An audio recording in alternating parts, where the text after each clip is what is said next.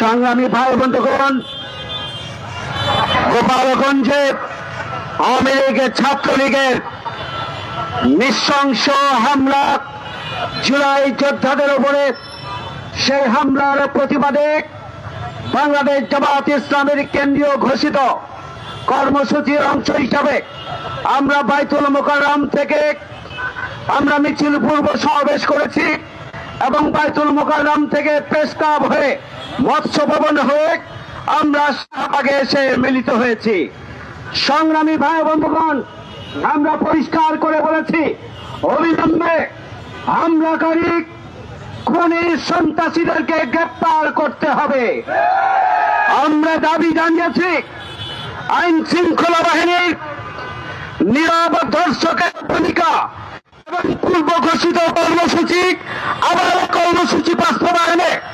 জুলাই যোদ্ধাদের পক্ষ থেকে সহযোগিতা চাওয়ার পরও কোন কারণ এই ধরনের একটি বিশৃঙ্খল পরিস্থিতি তৈরি করার সুযোগ পেল আমার সন্ত্রাসীরা, সেই ব্যাপারে আইন শৃঙ্খলা রক্ষাকারী বাহিনীর মধ্যে ঘাপটি মেরে থাকা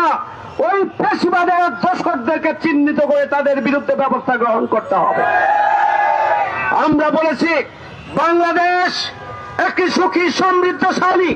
গণতান্ত্রিক বাংলাদেশের দিকে যখন ফিরে যাচ্ছে, তখন ফ্যাসিবাদের দোসররা রাষ্ট্র সরকার সমাজের বিভিন্ন প্রশাসনের বিভিন্ন স্তরে স্তরে ফ্যাসিবাদের দোসররা এখনো ঘাপটি মেরে বসে আছে। অবিলম্বে বাংলাদেশের শান্তি প্রতিষ্ঠার জন্য, গণতান্ত্রিক বাংলাদেশ প্রতিষ্ঠার জন্য, আইনের বাংলাদেশ প্রতিষ্ঠার জন্য, অধিকারের বাংলাদেশ প্রতিষ্ঠার জন্য, মানবিক বসবাসযোগ্য বাংলাদেশ প্রতিষ্ঠার জন্য সরকার, রাষ্ট্র এবং প্রশাসনের বিভিন্ন স্তরে যারা ফ্যাসিবাদের দোষর লুকিয়ে আছে তাদেরকে চিহ্নিত করে গ্রেপ্তারের ব্যবস্থা গ্রহণ করতে হবে। সংগ্রামী ভাইয়েরা, আমাদের প্রধান অতিথির পক্ষ থেকে আজকে স্বরাষ্ট্র উপদেষ্টার পদত্যাগ দাবি করা হয়েছে।